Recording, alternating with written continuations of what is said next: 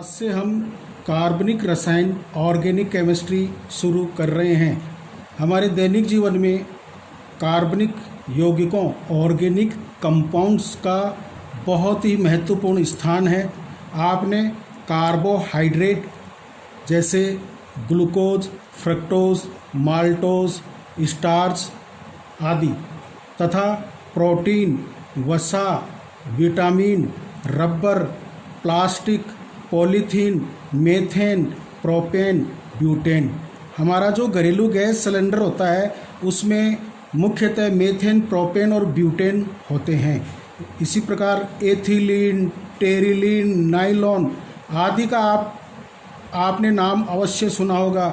ये सभी कार्बनिक यौगिक हैं और कार्बनिक यौगिकों की संख्या बहुत अधिक होने के कारण इनका अध्ययन रसायन विज्ञान की शाखा कार्बनिक रसायन में किया जाता है। अब हम कार्बनिक यौगिकों का नामकरण पढ़ेंगे। Nomenclature of organic compounds. तो देखिए, कार्बनिक यौगिकों के नामकरण के लिए निम्न पद्धतियां हैं। वो पद्धतियां कौन कौन सी हैं?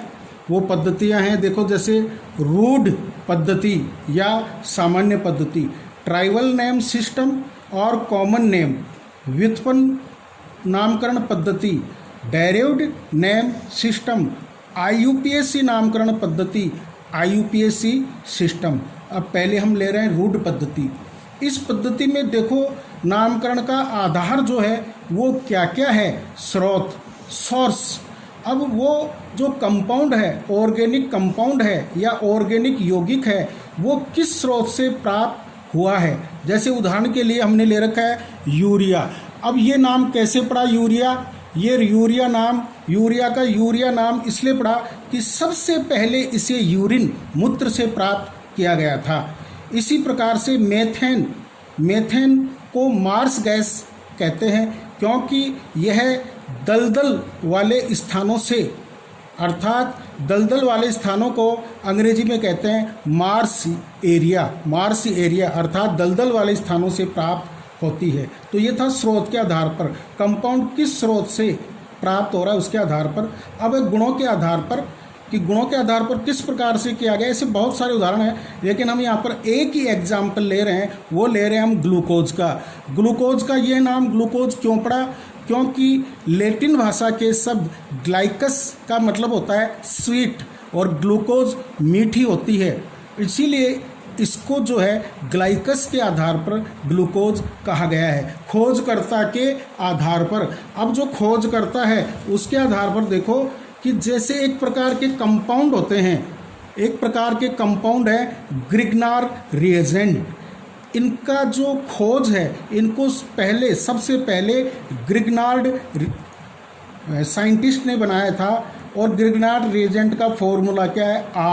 RMgX। R यहाँ पर एल्किल ग्रुप है, Mg मैग्नीशियम है, X यहाँ पर हैलोजन है।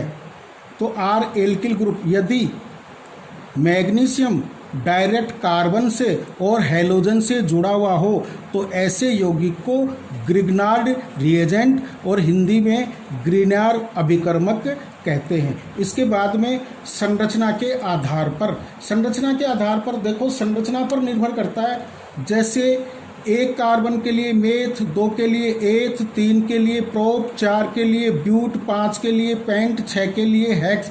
इस प्रकार से विशिष्ट शब्द काम में लाए जाते हैं और 4 या 4 से अधिक कार्बन परमाणु वाले यौगिकों के लिए इस पद्धति में रूढ़ नाम जैसे आइसो और नियो का भी प्रयोग किया जाता है। ये हम आगे पढ़ेंगे। अब देखो, व्युत्पन्न पद्धति में क्या है? सजातीय श्रेणी, होमोलोगस सीरीज के प्रथम सदस्य को उस श्रेणी का पैतृक सदस्य मान लेते हैं, पेरेंटल मान लेते हैं, और अन्य सदस्यों का नाम इसी के आधार पर करते हैं। जैसे एल्केन श्रेणी। अब एल्केन श्रेणी एक सजातीय श्रेणी है, होमोलोगस श्रेणी है, तो इसके पहले सदस्य मेथेन को पैतृक पेरेंटल मान लेंगे और उसी के आधार पर एथेन, प्रोपेन, ब्यूटेन का नामकरण करेंगे। गिनती बोल। वाह, देखो, आईयूपीएसी नामकरण पद्धति, ये पद्धति बहुत ही आसान है, इसलिए मैंने जो है प्रारंभ में ही इस पद्धति को रखा। ये पद्धति आपके समझ में आ जाएगी अच्छी तरह से। इस पद्धति में नामकरण निम्न 5 भागों पर निर्भर करता है। वो 5 भाग कौन कौन से हैं? मूल शब्द, रूट वर्ड, प्राथमिक अनुलग्न, प्राइमरी सफिक्स, या प्राथमिक को हम 1 डिग्री से भी लिख सकते हैं, तो इसलिए 1 डिग्री सफिक्स हो जाएगा। द्वितीयक अनुलग्न, द्वितीयक सेकेंडरी सफिक्स, इसको 2 डिग्री से भी लिख सकते हैं, 2 डिग्री सफिक्स। प्राथमिक पूर्व लगन, प्राइमरी प्रीफिक्स या 1 डिग्री प्रीफिक्स। द्वितीयक पूर्व लग्न, 2 डिग्री प्रीफिक्स। अब देखिए इनका एक एक का अर्थ हमारे को समझना पड़ेगा। एक एक का अर्थ समझने के लिए जो है, देखिए सबसे पहले तो ये किस प्रकार से लिखे जाएंगे। मूल शब्द है, यहाँ पर ये जो मूल शब्द है, रूट वर्ड है, इसके आगे आने वाले कहलाएंगे अनुलग्न सफिक्स। इसके मूल शब्द के बाद में जुड़ने वाले कहलाएंगे अनुलग्न। अनुलग्न मतलब सफिक्स, सफिक्स भी 2 हैं, प्राइमरी और सेकेंडरी, प्राथमिक और द्वितीयक। और इसी प्रकार से पूर्व लग्न भी 2 हैं, द्वितीयक पूर्व लग्न और प्राथमिक पूर्व लग्न। अब इस सूत्र को याद करना आपको। मूल शब्द के आगे आने वाले अनुलग्न होंगे और पीछे आने वाले पूर्व लग्न होंगे। तो सबसे पहले हम मूल शब्द के बारे में पढ़ते हैं। हाँ, मूल शब्द के आगे आने वाले अनुलग्न और पीछे आने वाले पूर्व लग्न कहलाएंगे। मूल शब्द क्या है? यह है कार्बनिक यौगिक में कार्बन परमाणुओं की श्रृंखला जो है, उसमें कार्बन परमाणुओं की संख्या को व्यक्त करता है। कार्बन परमाणुओं की संख्या को व्यक्त करता है। ये बिल्कुल फिक्स होंगे, जैसे कार्बन परमाणुओं की संख्या और उसके बाद में फिर मूल शब्द।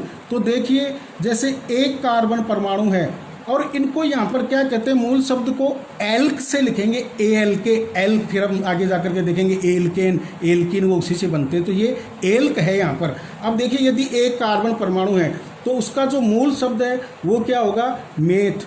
2 कार्बन होने पर मूल शब्द एथ, 3 होने पर प्रोप, 4 होने पर ब्यूट, 5 होने पर पेंट, 6 होने पर हेक्स, 7 होने पर हेप्ट, 8 होने पर ऑक्ट, 9 होने पर नॉन, 10 होने पर डेक और 11 होने पर अनडेक, 12 होने पर कार्बन परमाणु डोडेक, 13 होने पर ट्राइडेक, 14 होने पर टेट्राडेक, 15 होने पर पेंटाडेक, 16 होने पर हेक्साडेक, इसी प्रकार 20 होने पर होगा आइकोस।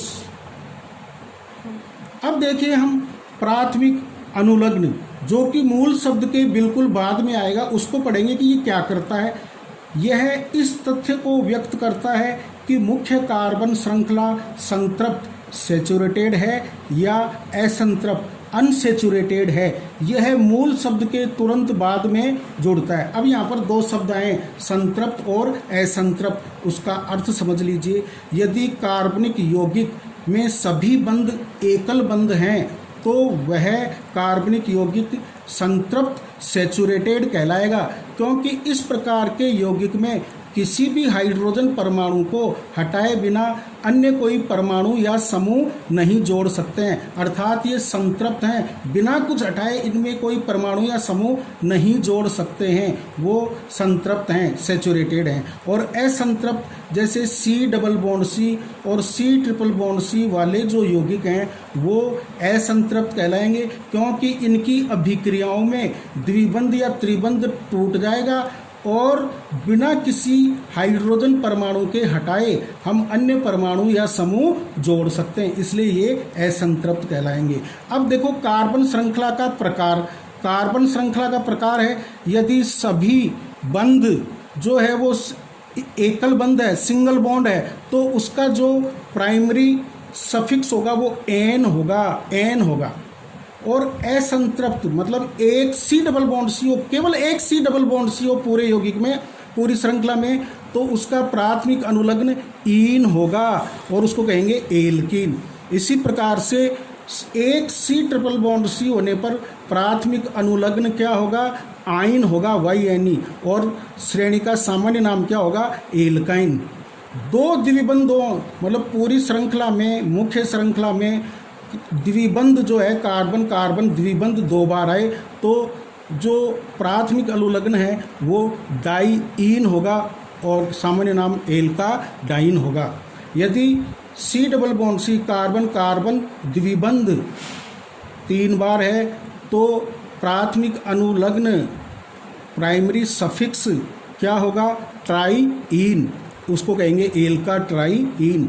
और यदि ये जो है कार्बन कार्बन ट्रिपल बॉन्ड ये 2 बार है तो प्राथमिक अनुलग्न डाई आइन होगा और सामान्य नाम होगा एल्का डाई आइन। अब देखिए ये आगे लेंगे हम और डिटेल से बाद में समझ में आएगा आपके ये। अब देखो द्वितीयक अनुलग्न, ये जो द्वितीयक अनुलग्न है, द्वितीयक अनुलग्न ये प्राथमिक अनुलग्न के बाद में आता है, तुरंत बाद में आता है। यह कार्बनिक यौगिक में उपस्थित क्रियात्मक समूह फंक्शनल ग्रुप को दर्शाता है। क्रियात्मक समूह का मतलब है कार्बनिक यौगिक के जो गुण हैं, रासायनिक गुण हैं, वो इसी पर निर्भर करते हैं। जैसे कार्बनिक यौगिक की श्रेणी और कुछ क्रियात्मक समूह हमने यहाँ पर लिए, बहुत सारे होते हैं ये, जैसे कार्बोक्सिलिक अम्ल COOH, इसके अनुलग्न क्या होगा, ओइक अम्ल। अब कार्बोक्सिलिक अम्ल हमारे दैनिक जीवन में बहुत महत्वपूर्ण है। जैसे नींबू के अंदर साइट्रिक अम्ल, इमली के अंदर टार्ट्रिक अम्ल पाए जाते हैं, तो उनमें ये समूह होता है COOH और अनुलग्न क्या होगा, द्वितीयक अनुलग्न ओइक अम्ल होगा। इसी प्रकार से एल्कोहल, एल्कोहल का क्रियात्मक समूह फंक्शनल ग्रुप क्या है, OH, और द्वितीयक अनुलग्न क्या होगा, ओल होगा। इसी प्रकार से एल्डिहाइड का क्रियात्मक समूह फंक्शनल ग्रुप CHO है, इसका जो अनुलग्न है सेकेंडरी द्वितीयक अनुलग्न वो एल होगा। इसी प्रकार से एमाइड का फंक्शनल ग्रुप क्रियात्मक समूह है CONH2, ये एमाइड होगा इसका द्वितीयक अनुलग्न। अरे बेटा बंद कर।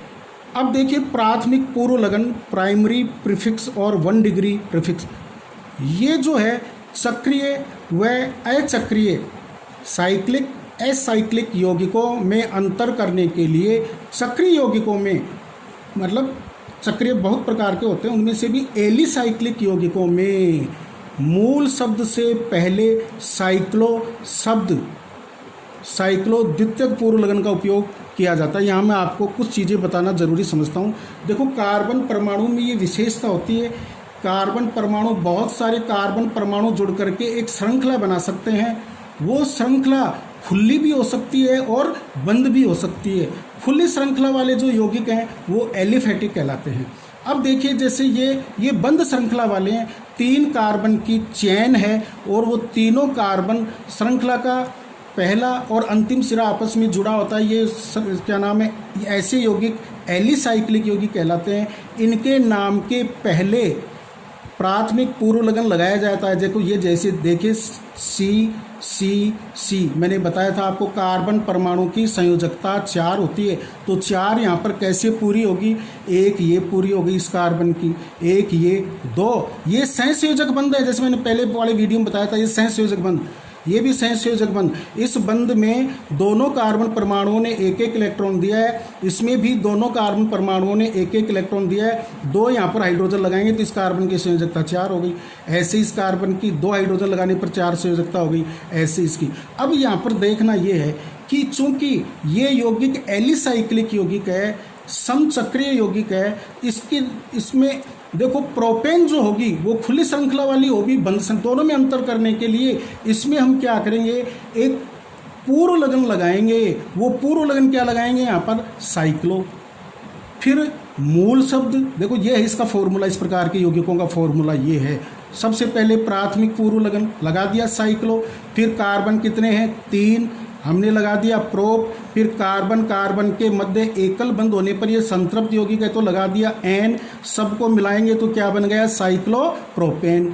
ऐसे ही ये देखो ये 4 कार्बन का यौगिक है, ये 4 कार्बन का यौगिक है। चारों कार्बन सहसंयोजक बंध के द्वारा जुड़कर एक बंध श्रृंखला, एक क्या नाम है, बंध श्रृंखला बना रहे 4 कार्बन परमाणुओं की।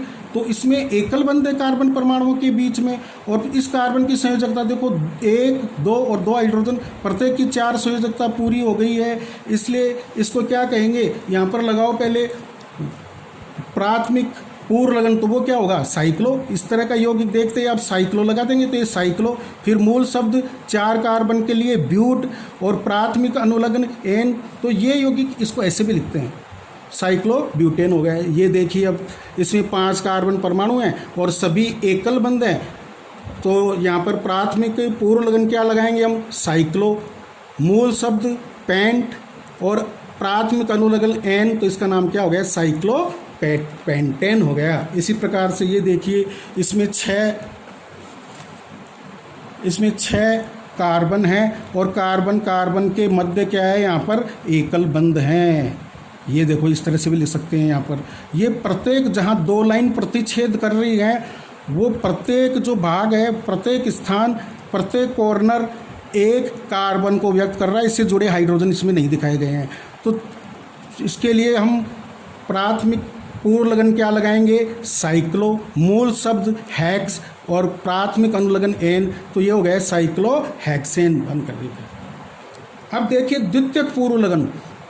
देखो कुछ समूह तो ऐसे होते हैं जो जिनको क्रियात्मक समूह माना जाता है, लेकिन कुछ समूह ऐसे होते हैं क्रियात्मक समूह के रूप में नहीं माना जाता, उनको फंक्शनल ग्रुप के रूप में नहीं माना जाता है, उनको प्रतिस्थापी माना जाता है, सब्स्टिट्यूएंट्स के रूप में माना जाता है। ये समूह द्वितीयक पूर्व लगन कहलाते हैं। इनका उपयोग मूल शब्द के बिल्कुल बाद में किया जाता है। कार्बोसाइक्लिक यौगिक में प्राथमिक पूर्व लगन से पहले, जैसे कुछ उदाहरण ले रहे हैं हम। अभी देखो हमने साइक्लो का प्रयोग किया था, ये तो आपके समझ में आ गया कि ये जो है इसमें सभी कार्बन कार्बन एकल बंध हैं, इसलिए एन तो आएगा इसमें। और देखो इसमें लेकिन ये जो है ये द्वितीयक पूर्व लगन है। ये द्वितीयक पूर्व लगन सबसे पहले लिखा जाता है। देखो थोड़ी देर पहले मैंने इनके लिखने का क्रम आपको बताया था, वो क्रम क्या था, देखो ये क्रम था वो, बता। हाँ, तो सबसे पहले लिखा जाता है द्वितीयक पूर्व लगन, फिर प्राथमिक पूर्व लगन, फिर मूल शब्द, फिर प्राथमिक अनुलग्न और फिर द्वितीयक लगन। तो यहाँ पर देखो ये क्लोरो, आपको मैंने हेलोजन के बारे में बताया था, FCl Bri, तो यहाँ इनका पूर्व लगन जो है वो क्या होगा, हेलो, जैसे ये क्लोरो। अब क्या लिखेंगे इसके बाद में बताओ, देखें प्राथमिक पूर्व लगन वो साइक्लो हो गया। अब मूल शब्द क्या आएगा, 6 कार्बन है, हेक्स और सभी एकल बंध हैं, इसलिए क्या आ जाएगा, एन। तो इसका पूरा नाम क्या हो गया, क्लोरो साइक्लो हेक्सेन। इसका नाम बताओ। ये मेथिल समूह आगे जा करके हम इनको समझाएंगे, मेथिल। फिर इसके बाद में क्या हो जाएगा, साइक्लो, क्योंकि यहाँ पर जो है ये चक्रीय यौगिक साइक्लो हेक्सेन। इसके बाद में ये देखो इसका द्वितीयक पूर्व लगन ब्रोमो साइक्लो पेंटेन। ये इथाइल ग्रुप है, एथिल ग्रुप है, CH3 CH2। कल वाले वीडियो में ये सारी चीज़ें आ जाएंगी। तो ये जाएगा एथिल साइक्लो हेक्सेन। अब देखिए कुछ प्रतिस्थापी समूह जो आपको याद करने हैं वो बता रहा हूँ, उनके द्वितीयक पूर्व लगन भी बता रहा हूँ। प्रतिस्थापी समूह सब्स्टिट्यूएंट्स ग्रुप और 2 डिग्री प्रीफिक्स, जैसे R। एल्किल समूह को हम R से लिखेंगे। एल्किल समूह जैसे मेथिल, एथिल, प्रोपिल, आइसोप्रोपिल, ये सब एल्किल समूह है। CH3 मेथिल, इसका हमेशा पूर्व लगन होगा।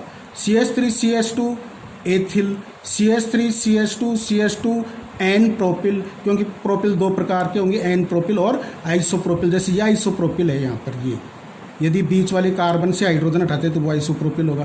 तृतीयक ब्यूटिल, इसमें एक सी पर 3 CH3 समूह जुड़े हुए हैं, ये हो गया तृतीयक ब्यूटिल। देखिए इसके बाद में एक्स हेलोजन, सभी हेलोजन का भी पूर्व लगन है और इसको यहाँ पर कहेंगे हम हेलो। जैसे पिछले उदाहरण में हमने लिया था क्या नाम, क्लोरो साइक्लो हेक्सेन, इस तरह से।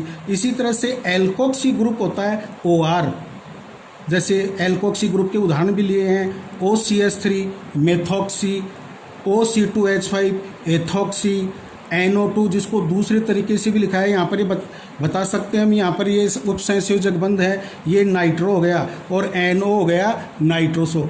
बंद कर, ये इसको हाइड्रोक्सी बोलते हैं और CH3 को मिथाइल। तो मिथाइल का एक हाइड्रोजन हटा करके हमने ये हाइड्रोक्सी ग्रुप जोड़ दिया, तो इसका नाम होगा हाइड्रोक्सी मेथिल।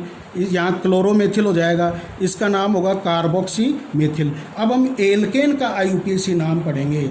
जैसा कि मैंने बताया था, कार्बन परमाणु में यह विशेषता होती है कि बहुत सारे कार्बन परमाणु जुड़ करके, कार्बन की संयोजकता 4 होती है, और बहुत सारे कार्बन परमाणु जुड़ करके एक खुली श्रृंखला या बंद श्रृंखला बना सकते हैं। तो उसमें हम सबसे पहले एल्केन को पढ़ेंगे। पहली बात, ये अचक्रीय हाइड्रोकार्बन है। अचक्रीय का मतलब इसके दोनों जो सिरे हैं श्रृंखला के वो खुले रहेंगे और इनमें सभी बंद कार्बन कार्बन एकल बंद होंगे। हाइड्रोकार्बन का मतलब इनमें कार्बन और हाइड्रोजन ही होते हैं। इनका सामान्य सूत्र है CnH2n+2 और अनुलग्न, प्राथमिक अनुलग्न है इनका N।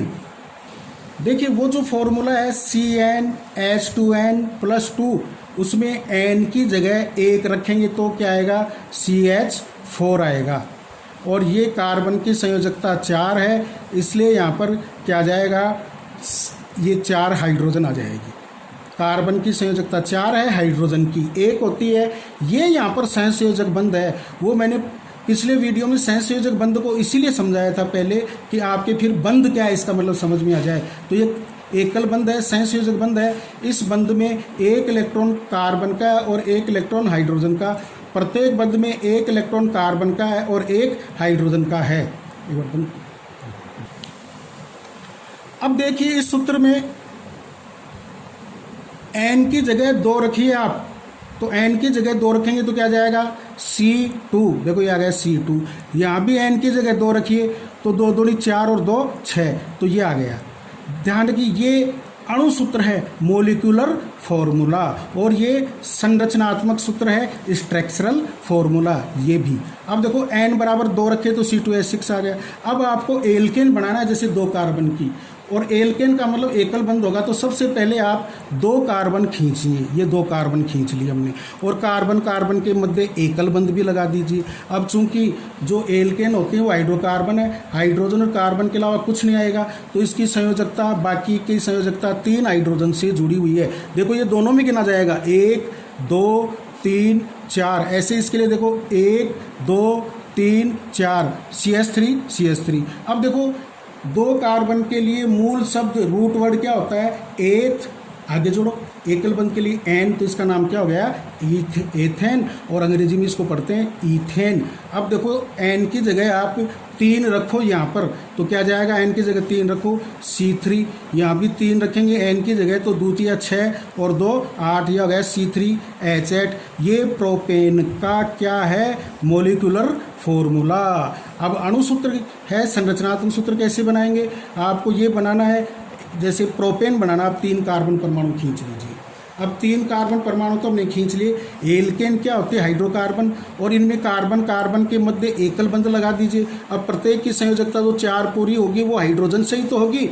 तो देखो 1 2 3 चौथा, ये सभी बंध सहसंयोजक बंध हैं। जैसे इस बंध में 1 इलेक्ट्रॉन कार्बन का, 1 इलेक्ट्रॉन दूसरे कार्बन का, 1 इलेक्ट्रॉन इस कार्बन का, दूसरा इलेक्ट्रॉन इस कार्बन का। ऐसे ही इस बंध में 1 इलेक्ट्रॉन इस कार्बन का है, दूसरा इलेक्ट्रॉन इस कार्बन का है इस बंध में। और प्रत्येक जो CH बंध है उसमें 1 कार्बन हाइड्रोजन, 1 इलेक्ट्रॉन कार्बन का है और 1 हाइड्रोजन का है। अब इसको लिखो आप इस तरह से, कैसे लिखेंगे, देखो यहाँ पर क्या है, पढ़ो CH3, तो मैंने क्या लिखा है यहाँ CH3, फिर क्या है, देखो ये CH2, ये CH2 और ये CH3। अब आप लोग N की जगह 4 रखिए, तो N की जगह 4 रखेंगे तो क्या जाएगा, C4, और N की जगह यहाँ भी 4 रखो, तो यहाँ 4 रखेंगे तो क्या जाएगा, 4 दूनी 8 और 2 10। तो ये फॉर्मूला आ गया, ये मोलिकुलर फॉर्मूला ब्यूटेन का। अब आपको संरचनात्मक सूत्र, इसका जो स्ट्रक्चर लिखना है वो कैसे लिखेंगे, 4 कार्बन खींच दीजिए आप, और परिभाषा के अनुसार कार्बन कार्बन के मध्य एकल बंध लगा दीजिए, और बाकी की संयोजकता हाइड्रोजन से पूरी कर दीजिए। यहाँ कितने हाइड्रोजन आएंगे, 3, क्योंकि तभी 4 होगी, 1 2 3 4। इसकी देख लीजिए, 1 2 3 4, सभी की 4 संयोजकता पूरी हो गई। ये कैसे लिखा है, देखो ये लिखा है CH3 है यहाँ पर, तो ये CH3, ये CH2, ये CH2, ये CH2, देखो ये CH2, ये CH3। आपको कोई भी एल्केन लिखनी है जैसे आपको, तो आप क्या करेंगे, जैसे आपको ये लिखना है यहाँ N की जगह, इसी के अंदर N की जगह 5 रखिए, तो क्या जाएगा, C5H 12। अब आपका इसका संरचनात्मक सूत्र लिखने के लिए 5 कार्बन खींच दीजिए और प्रत्येक कार्बन के मध्य एकल बंध लगा दीजिए, सिंगल बॉन्ड, और ये हाइड्रोजन से संयोजकताएं पूरी कर दी हमने। अब देखो यहाँ पर क्या है, CH3 हो गई इसकी 4 पूरी, यहाँ पर CH2 है 1 2 3 4 पूरी हो गई इसकी भी देखो 1 2 3 4 सभी की 4 पूरी होगी। अब ये सूत्र कैसे बनाया है, CH3 ये CH3 ये CH2 ये CH2 ये CH2 ये CH2 ये CH2 ये CH2 और ये CH3। लास्ट हम ले रहे हैं हेक्सेन। हेक्सेन की संरचना कैसे, एन की जगह 6 रखो तो यहाँ पर आएगा C6H14। अब यहाँ पर 6 कार्बन खींच लो, चूँकि एल्केन है इसलिए क्या करेंगे, सभी कार्बन के मध्य एकल बंध लगा देंगे, बाकी की संयोजकता हाइड्रोजन से पूरा करेंगे। हाइड्रोजन एक ही बंध बनाती है हमेशा, तो यहाँ पर देखो 3 हाइड्रोजन जुड़ेंगी क्योंकि 1 2 3 4 तब पूरी होगी 4। यहाँ पर 2 ही जुड़ेगी क्योंकि एक इधर से जुड़ा, एक संयोजकता ये, एक संयोजकता ये और 2 ये, तो 4 हो गई। ये इस प्रकार से बनेगा एन हेक्सेन। अब आपको अभ्यास करना है और क्या बनाना है आपको, n heptane, n octane, n nonane व एन डेकेन के संरचनात्मक सूत्र लिखने। आज आप एल्केन सीख गए, अगले वीडियो में आप एल्कीन, एल्काइंस और एल्किल मूलक सीखेंगे।